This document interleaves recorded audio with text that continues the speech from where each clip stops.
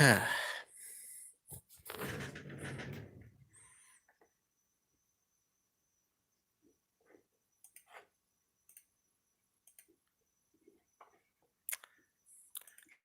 let's try this again.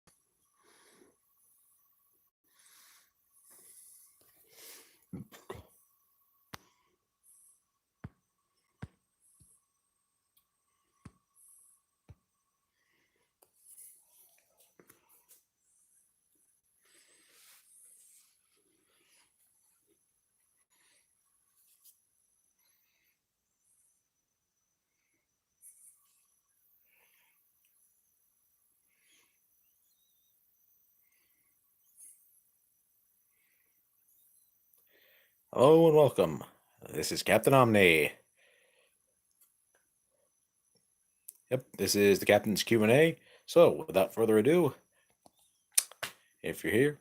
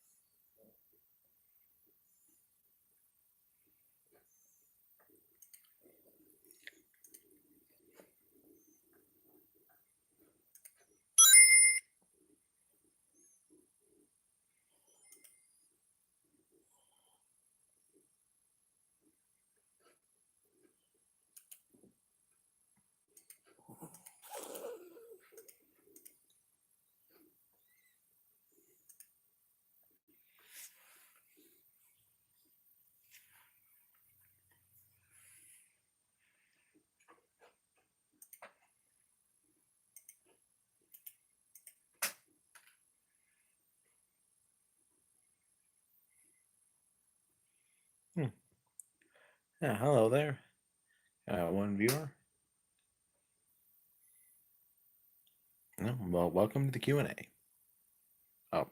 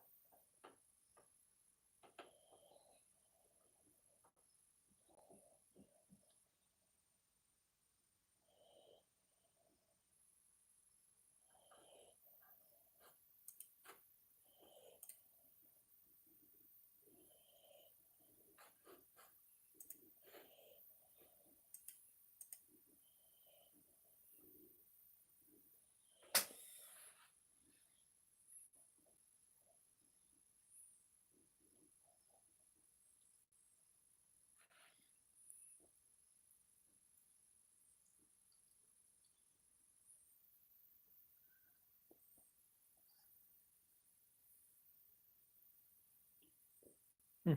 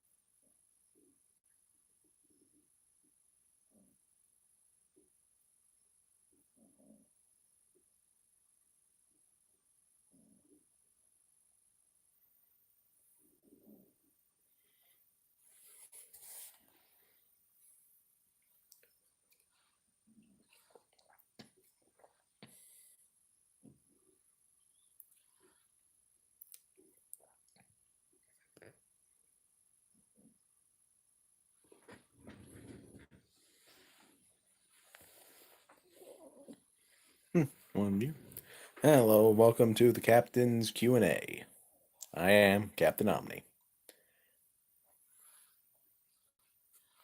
And I'm doing a bit of a tribute to, I guess, to Will Eisner's The Spirit here.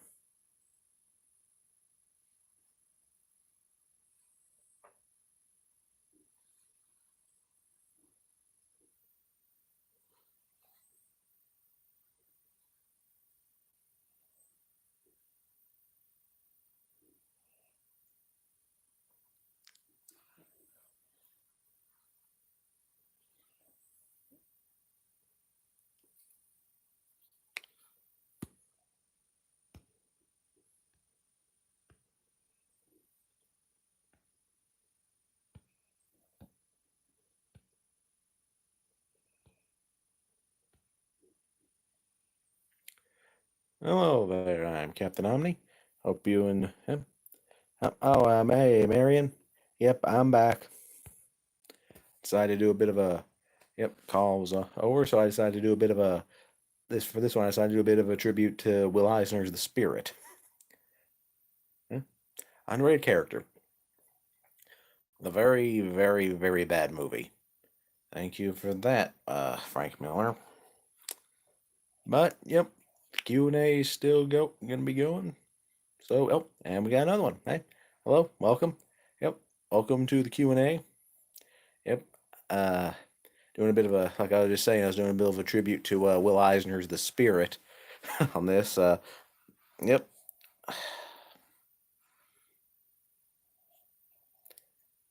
So, yep. Anyone got any questions? Just hit them up.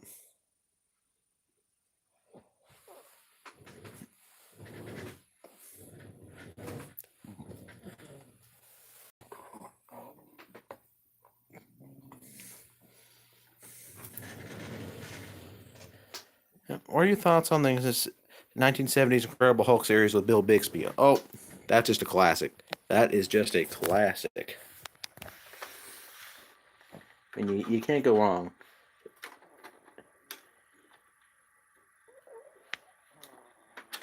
You just can't go wrong with it. Oh, sorry, I'm trying to plug something in here. But yeah, you just it's a lot of people have a problem. Like some people that I've shown it to have kind of had a problem with it because, oh well, it's not like the Hulk comics. It's not like the Hulk. I'm like, well, I mean, it was made in the '70s, so real. I mean, this was before we had huge, big budget superhero shows and everything, and really, it did get the core idea of the Hulk.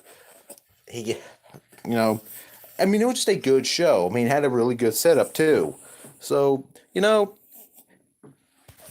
sorry, I'm trying to find a steadier way of putting this up instead of holding it, but it just, let's see here.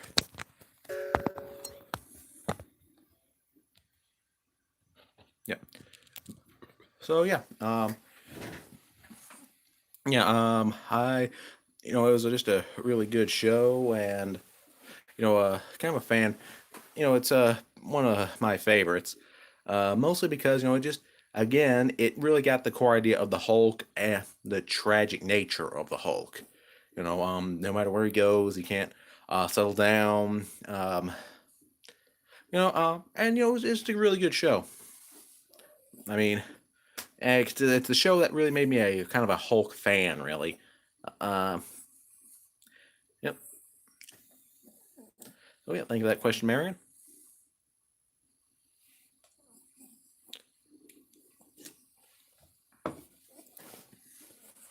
See, if Amity became a darker character after losing Lose, who do you think would be the one to snap her out of it? That's a tough one.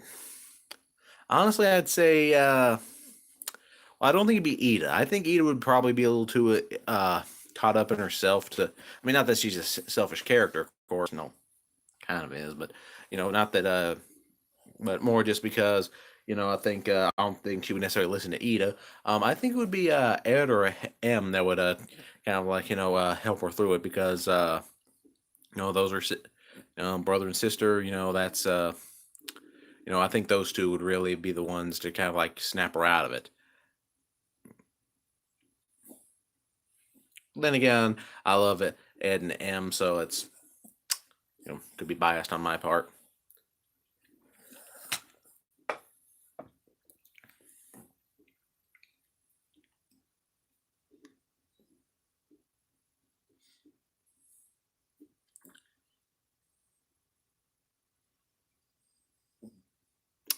So thank you for that question.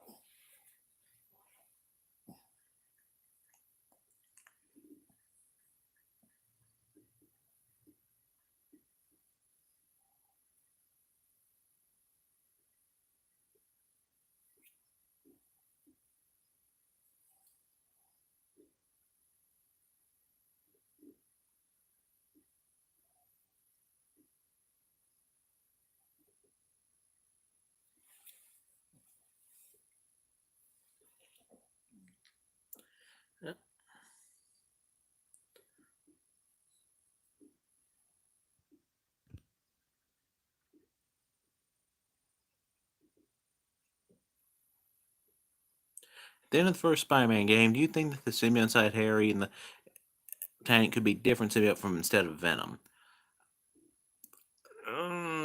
Well, considering the fact we're getting Venom in the Spider-Man 2, I mean, it could be a different symbiote, but I mean, it wasn't a green thing, so for all we know, it could have been Lasher. But I do think it was Venom. Um, there's more evidence to suggest that it was Venom than any other symbiote.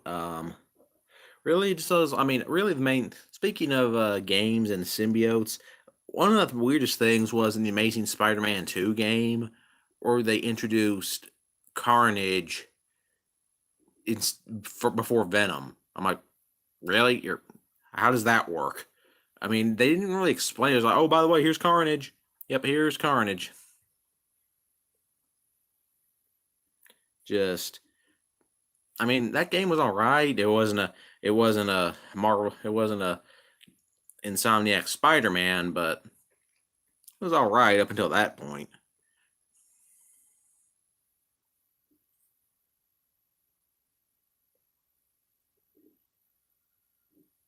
What are your thoughts on the character Rain Whispers, and do you hope them and need to get back together? I actually do like Rain quite a bit. I'm glad to see more non-binary representation. After all, I mean, I'm non-binary, so yeah, I am really glad to see more non-binary representation. I think they're a good character. Um, as far as them getting back together with Ida, well, uh, I think that's going to depend on Ida. That's going to depend entirely on Ida because she was the one to break things off there. So I think how that goes, it's just going to be on Ida. Would I like to see them together? Definitely, but that's going to be on Ida. Ida's going to have to make the first move. But yeah, really glad to see more non-binary representation. Like I said, you know, so I'm non-binary, so that's always something good to see. Something uh we're really living on a tangent here. One thing I have to kind of notice, like a couple times, like don't get me wrong, I love the She-Ra reboot. There were one non-binary character, Double Trouble, was technically an amoral mercenary. I mean, that's good. I mean, I'm not saying knocking the fact. I mean, Double Trouble's fun. Just I find it kind of funny that that's the angle they decided to go with for their first non-binary character there. Uh, Still waiting on more asexual representation. Asexual too, so it's let's see some more ace representation and stuff. Let's see. Which symbiote do you think Amity would be a host to? Scream. I don't know why. I just picture her with Scream for some reason.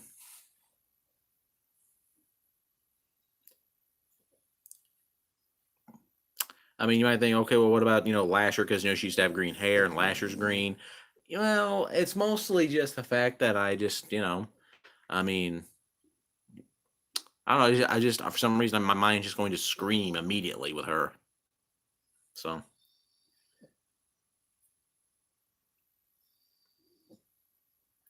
yep. Definitely Scream though.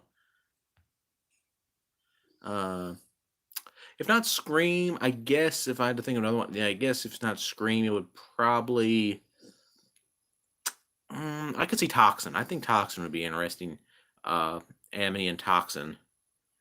Most because Toxin is very childlike and everything. And there's one thing. What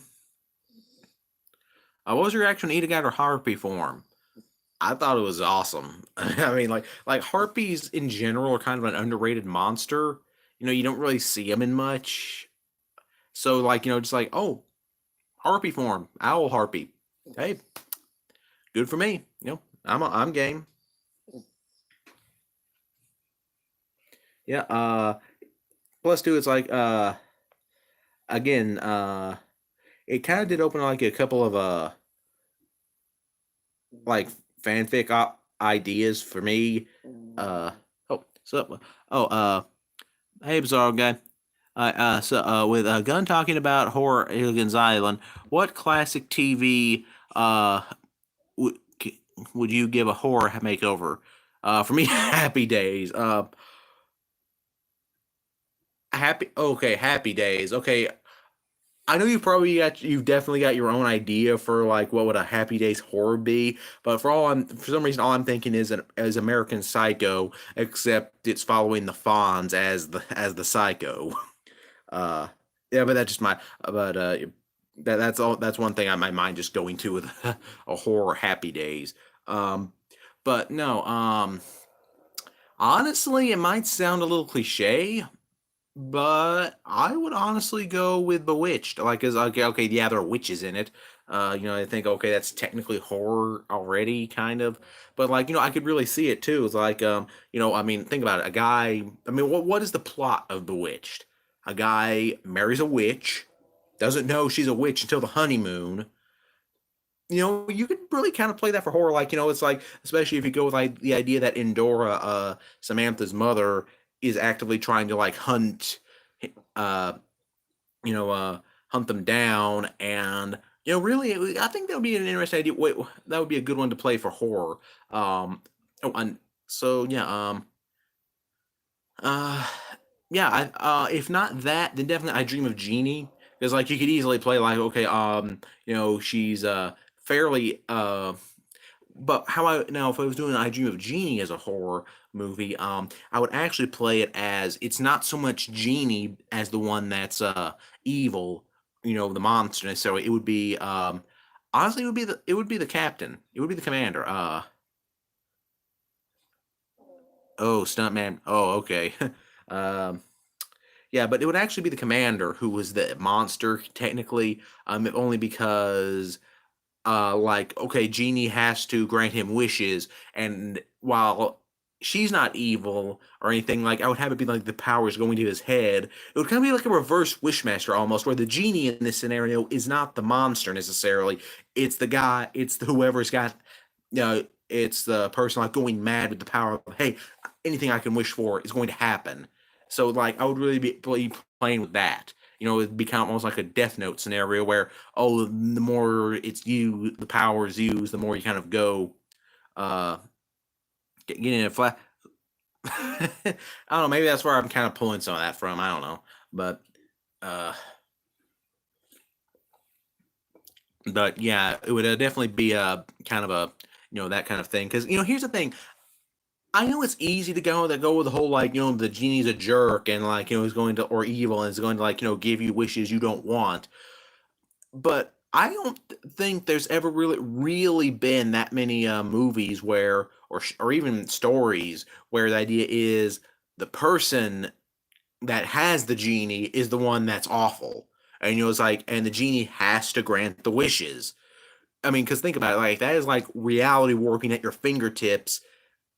And just imagine the wrong person getting a hold of that, especially if there's no rule on how many wishes they can have, or if they can like boost them up to so many.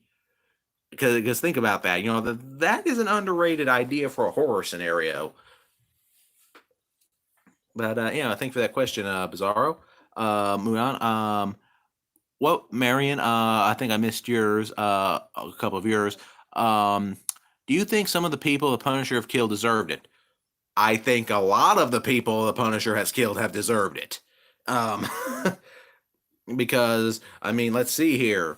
Uh, human traffickers, drug human traffickers, drug dealers, um, rapists, serial killers, mafia guys. You know, the Punisher generally thoroughly studies his targets before he goes after them. So if you're there, so if you're, so yeah, you if the Punisher is coming for you, chances are you definitely have done something that the world is going to be better off with you not in it. Yeah. Yeah, Marion, and your next question was, what would Stephen the Gems think of the Punisher? E- Um, yeah, okay. Yeah, the gem Stephen would that would probably break Stephen because let's be honest here. Okay, um, the Punisher is not a character that that kind of fits the Steven universe mold. I mean, okay, he could exist in the same universe, I suppose, but like if he actually met them, or now if you're talking about them meeting, it would probably definitely be a kind of an Archie meets the Punisher scenario where he's not necessarily going to kill anybody. It would be a weird crossover, but then again, like okay, that's kind of par for the course of the Punisher at this point. He's done like there have been like well, no, there is no topping Archie meets the Punisher. That is just odd.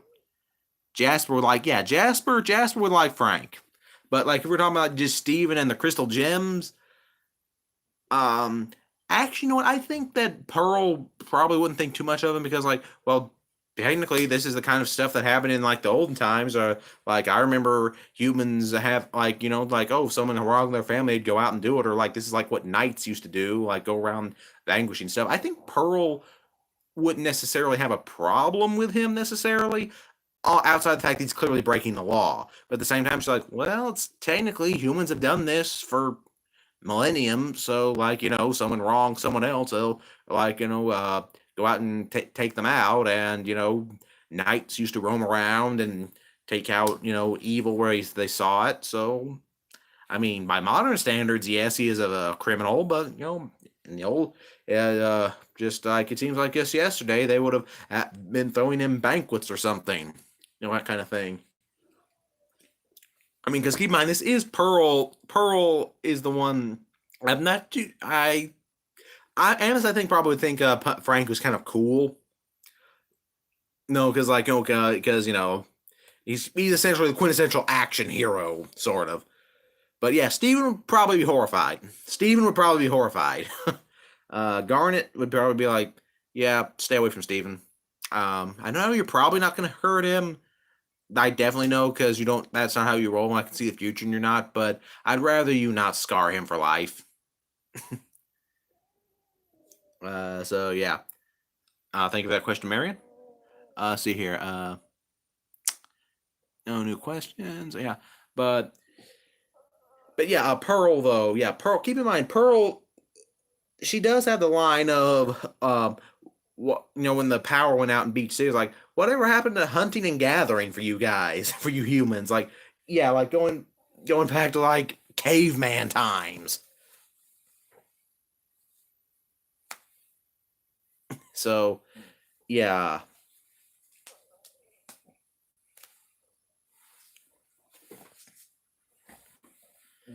yeah. So yeah, thank you for that question.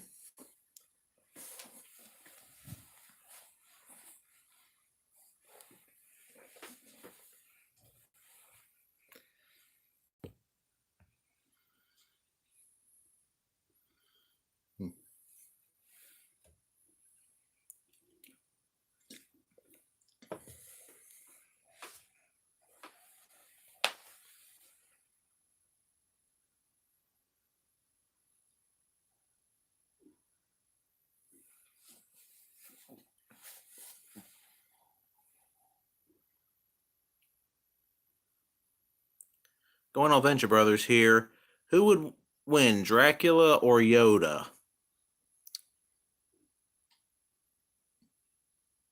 Yoda. If only because technically the light side of the Force is holy in a sense, at least in the context of Star Wars. So it might have power over Dracula. Plus, I'm not entirely sure that uh, Dracula could withstand a lightsaber. And I'm pretty sure Yoda could sense him. I would say Yoda. Not that would be an easy fight for Dracula. I mean, for Yoda, but uh, yeah, I'd kind of give it to Yoda most for most of that fight. See here. Thank you for that question. Uh, okay. Mary McDowell. Okay, I thought of a Steven Universe crossover between Steven Universe and the Babadook. Oh, the Babadook. Hey, thanks for actually knowing that one. That's kind of an underrated. That's kind of an underrated horror movie. Um, but let's see here. Are set in the early days, Rose's death, with Pearl being the one haunted by the Babadook. Thoughts? Okay, that's a pretty interesting one.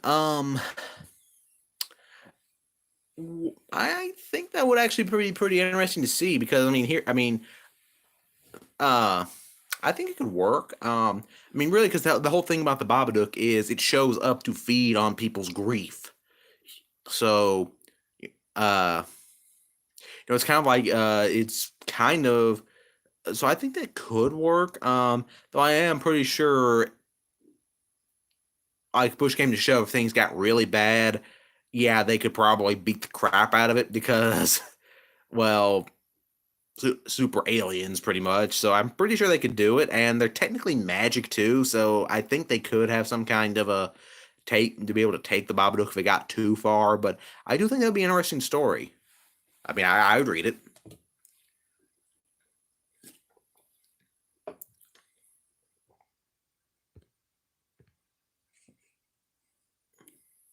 Yep, I'd read that one. Um, but yeah, thank you for actually knowing the Babadook because not a lot of people talk about that anymore. And I thought it was one of the like more imaginative horror films. Mostly because I really do like the design of the Babadook. Just to go off a little tangent here, real quick. I really do like the design of the Babadook because it has that old school like Universal monster all vibe to him. Even kind of like almost even kind of like an account like a silent movie era monster. Too like like kind of like a Count Orlok. Where it's like just well stiff and like with the long fingernails and just it's a cool design.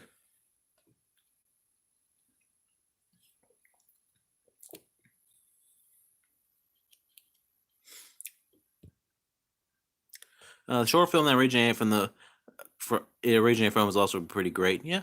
Oh yeah. What are your thoughts on the 2018 Halloween movie? Um, Honestly, it was a really good return to form. And I really do like the idea that they kind of went with like, oh no, Michael Myers isn't trying to kill his sister. Mostly because like yeah, they had a kind of got a good point. If you stayed away from uh Laurie Strode, you were pretty much safe.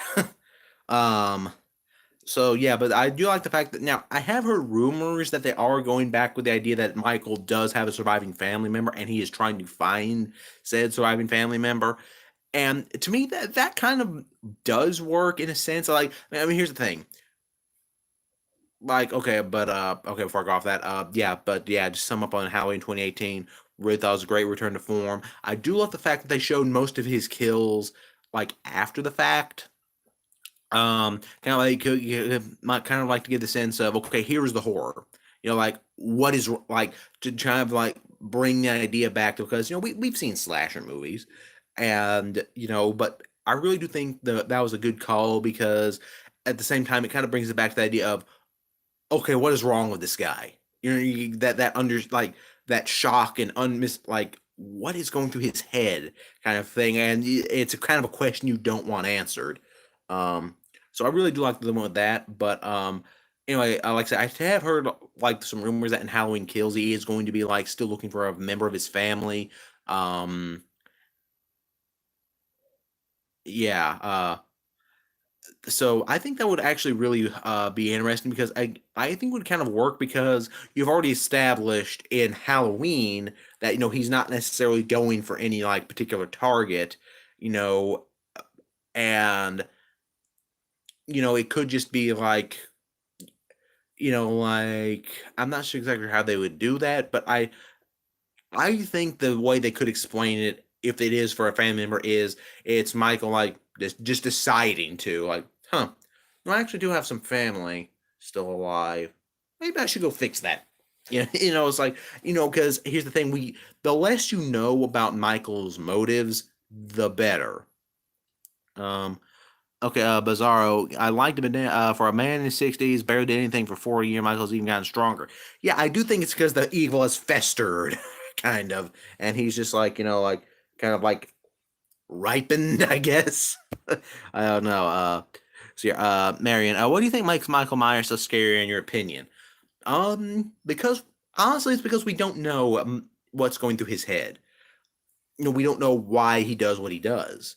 Yeah, okay, and that is the ultimate thing with Michael Myers that makes him different from, say, Jason Voorhees. With Jason Voorhees, you know why he's doing what he's doing.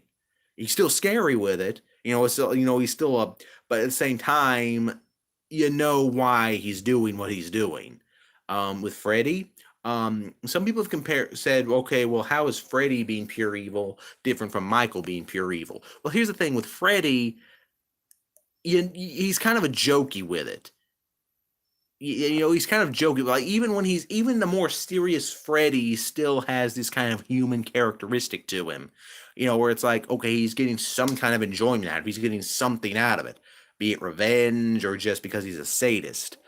With Michael, you don't know what he's feeling. You really don't. Like, you know, the way that mask is, and the way that, you know, like, oh yeah, Bizarro, Michael knows how to blend a crowd. It's pretty serious. Yeah, like a guy in like coveralls and a William Shatner mask somehow just blending perfectly into a crowd and able to disappear without a moment's notice. Like, that is scary. Like, that is also one thing I do like that they kind of called attention to in Halloween 2018, or as I like to call it, H40 out, which is, yeah, like, sure, there have been things like mass shootings and everything that have more body counts, but here's the thing: a mass shooting can be over in a second. A Yeah, even if there's high body counts, it can be over in a second. If you have a serial killer running around slashing people that, you know, that is that stealthy, that is, and because here's the thing, he's going to make it hurt. Like, that is going to be a drawn out, that at most you're going to be terrified, you're going to be running, you're going to be, and you know, when he catches you, it is not going to be a pretty way to go. That, to me, was like the Halloween Kills. It, like, it brought up the fact that, okay, maybe it wasn't that scary when you bring up the fact there are like mass shootings, but at the same time, it still answered that question. Like, yeah, this is why it is scary, because you're caught in it and someone is actively hunting you to get you like a fish. That is something that, you know, because, you know, because it really does, because I think that was a good thing for them to bring up, because, you know, some people actually have said, you know, slasher movies aren't that scary because, you know, there's scarier things out there, like, you know, mass shooters and things like that. But again, a shooter is quick. You know, it is quick. You know, a slasher scenario can last a night, it can last a day, and you're just running for your life, and you're consistently paranoid, and you're not going to die pretty. That is ultimately what I think they were trying to say. Like, hey, slasher movies still have a place to be scary, and it proved it. Yep. But yeah. That's ultimately, though. Yeah. Thank you for that question, Marion.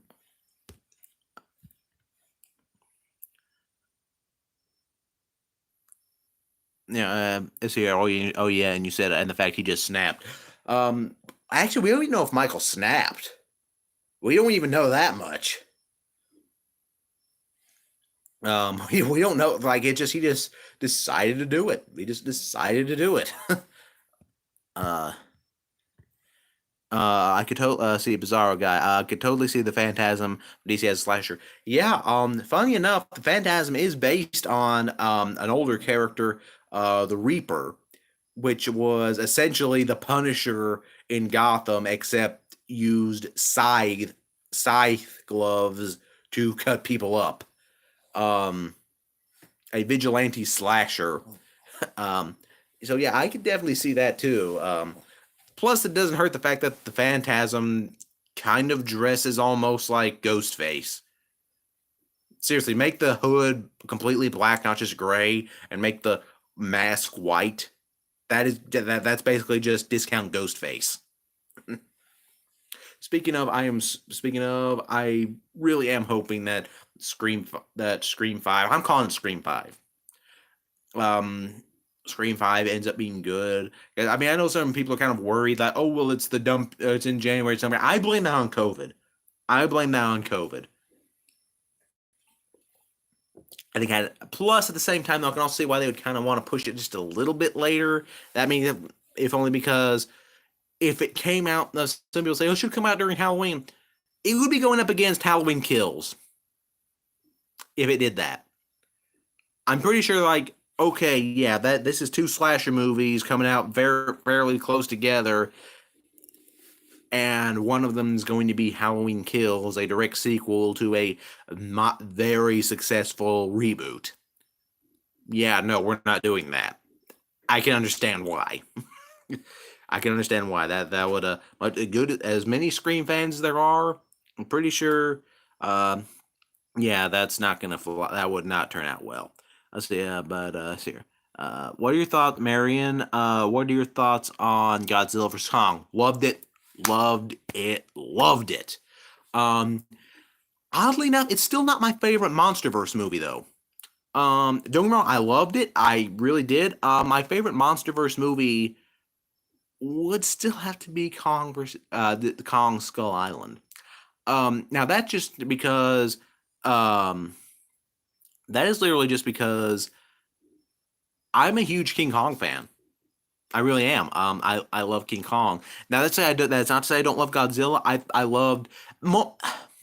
I guess you could say it's because I think Kong Skull Island did a lot of new unique stuff. You know, it was a good genre mashup. You had that kind of like it was essentially Apocalypse Now versus King Kong. That's what Skull Island was. But as far as Kong versus Godzilla versus Kong, I loved it. Like it really is kind of hard. Like there have only been like four MonsterVerse movies at this point. Godzilla 2014 is kind of at the bottom, mostly because that was a setup movie. As good as it was a setup movie. And then you had Kong Skull Island, which really did not feel like a setup movie, which I think is the best thing. Which is why I really do like it. Mostly because it's not a setup movie. You know, it can be watched completely standalone. Even if it does like hint at stuff, it is still more or less a very much of a standalone movie. And then of course you have a Godzilla King of Monsters. That is great. It was great seeing King Ghidorah back on the big screen. Um, and you know, but Kong versus Godzilla versus Kong. I do like the fact that they kind of even they are admitting like no, even Kong at his best is not taking Godzilla. And me as a King Kong fan can admit no. And somebody wants to say, well, King Kong won in the original. Yeah, here's a funny thing about the original Godzilla versus King Kong. Godzilla was not a super popular monster back then when that was made. Believe it or not, like he was popular enough to be in the movie, but they were like, you know, he didn't really reach that like pop culture cult status that he has now. Back when the original Godzilla versus King Kong was made. And contrary to popular belief, there is no version where Godzilla won. Both the American release and the Japanese release, King Kong won that. Um, but really though, if you go, but even then, going at it, you know, so going at like, okay, Godzilla. Look at all the versions of Godzilla that have come since that have actually been a a literal force of nature. And then you take a look at King Kong. And again, this is me as a Kong fan, but as much as I'm a Kong fan, even I can admit, yeah, Godzilla takes that fight.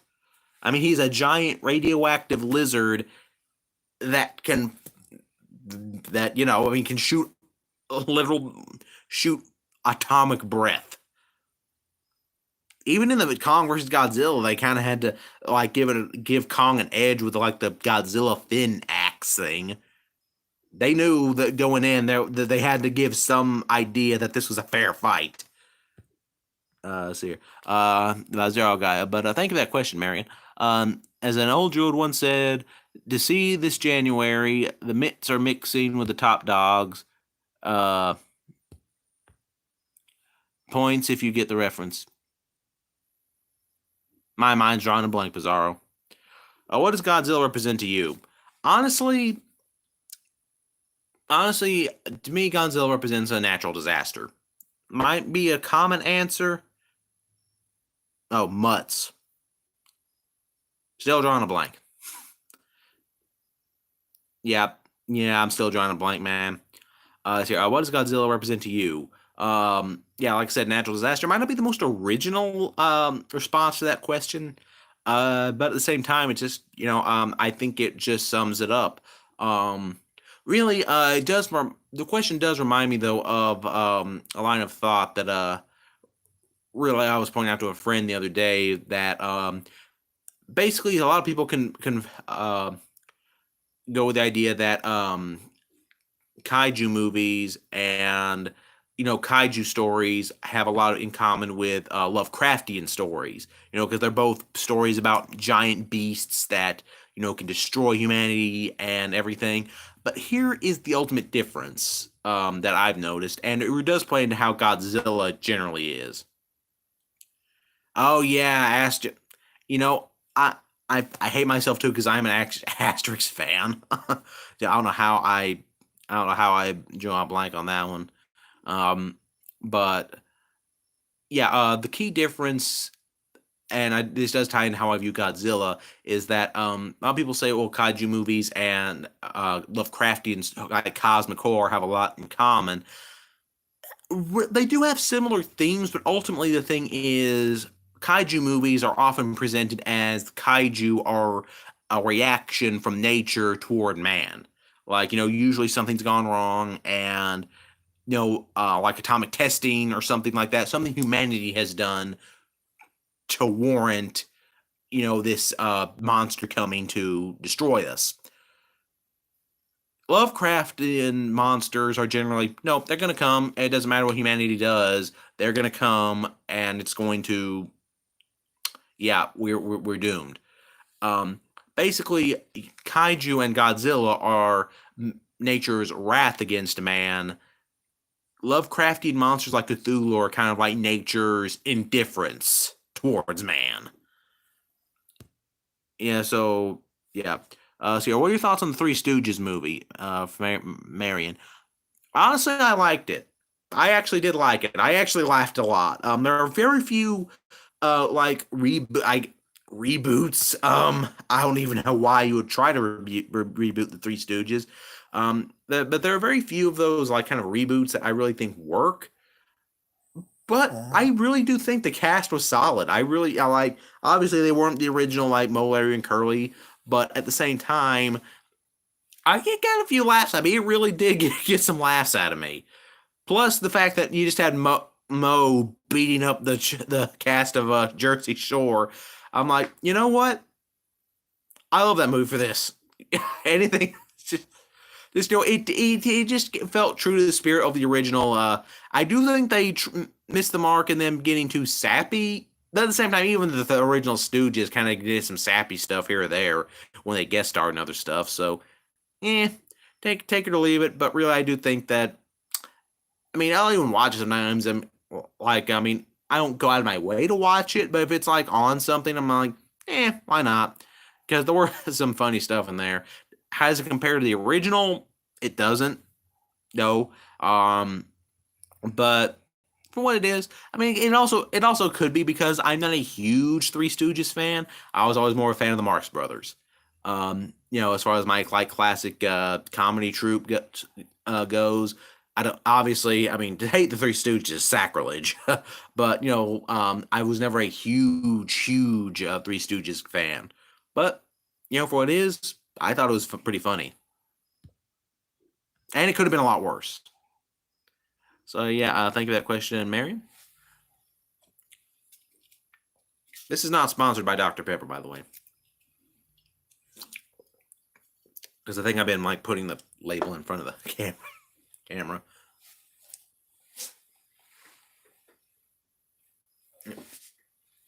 But yeah, I do dread the idea that we could get a Marx Brothers reboot, and I'm really like hoping that's not the case.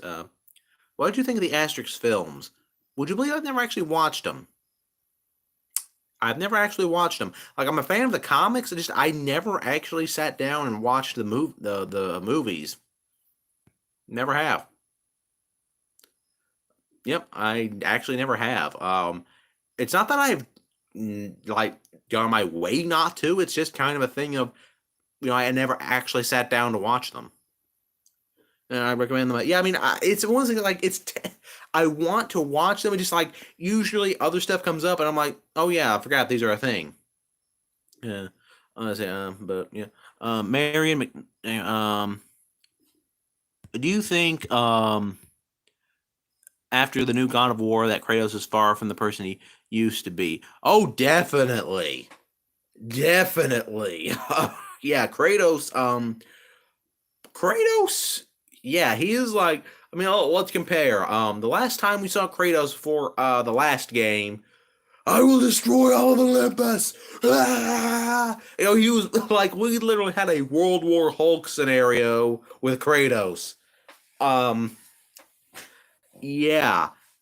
Um, the fact that Kratos like and even it's just even if it's even in like subtle stuff too like in the original games like Kratos would go out of the way to like refer to somebody as their full name like and refer to them as their name like repeatedly like that whereas in the Norse era like he doesn't even call anybody by their name really he's like boy witch that kind of stuff like I mean the classic boy meme but still like is it's like he's not trying to make any kind of connections really.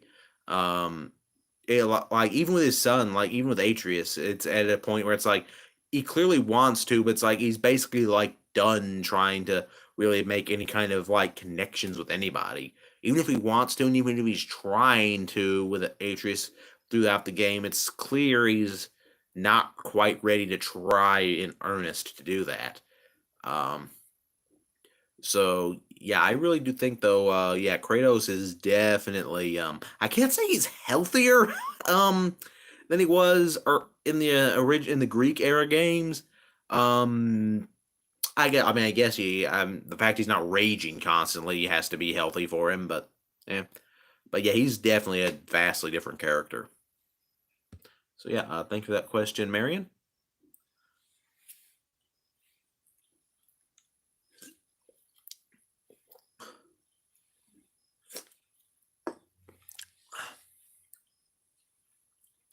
Um One thing now, they have said that this is going to be the last game. Uh, I gotta take this, guys. I will be right back. Yep, I'm back. Um,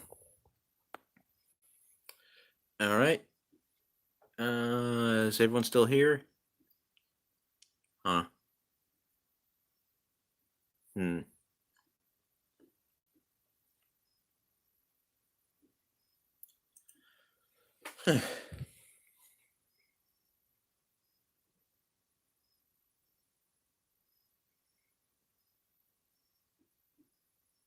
uh, yep. There we are. Yep. Yep. Back, guys. Yeah, I just had to take that call real quick. But yeah, I am. Yep. We are still going. Still going.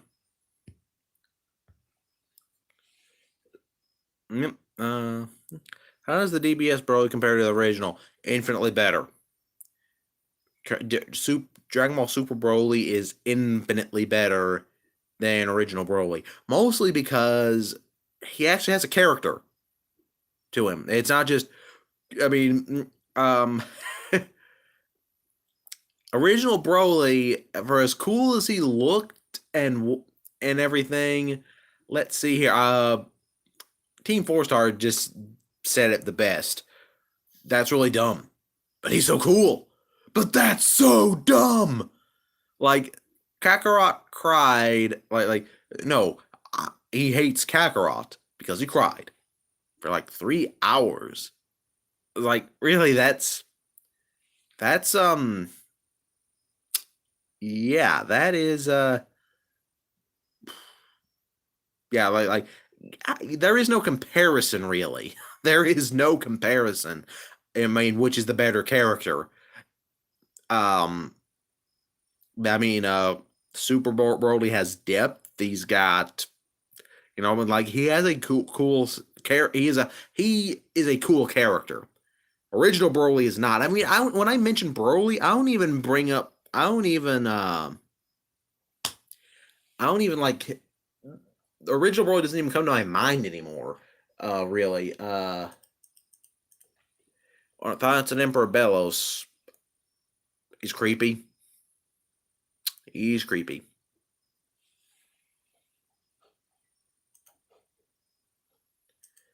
He is a creep guy.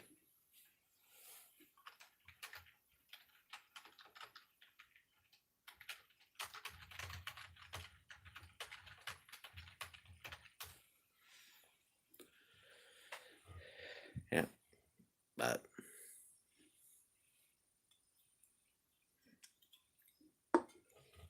yep, he's he's just a creep. Don't trust him. I mean, clearly the bad guy, but really he is just a he's a creeper.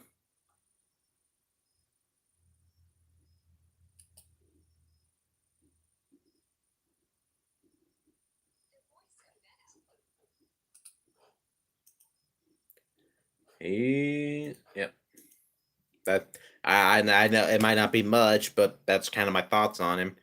Um, I mostly because he hasn't really done a lot to me to really like say, oh, he's this great villain. So I mean, obviously, that can change as things go forward, but yeah, he's creepy.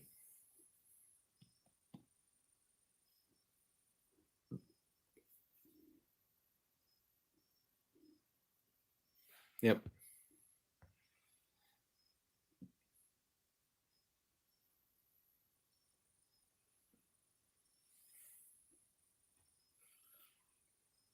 Oh, we gotta go. Really enjoyed this. Get you. Oh, yep. See you, Marion.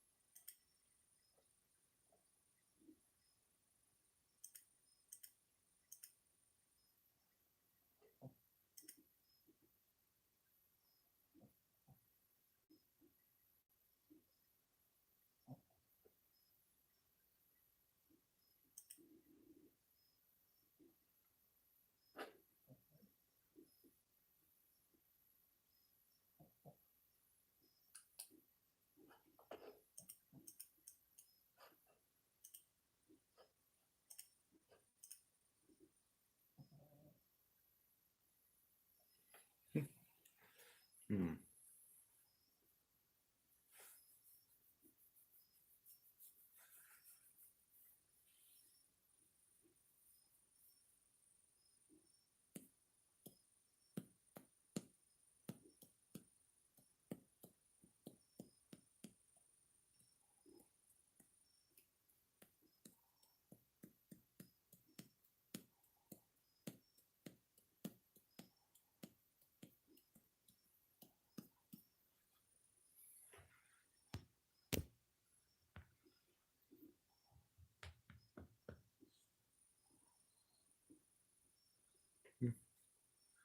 Alright. Yeah, another one. In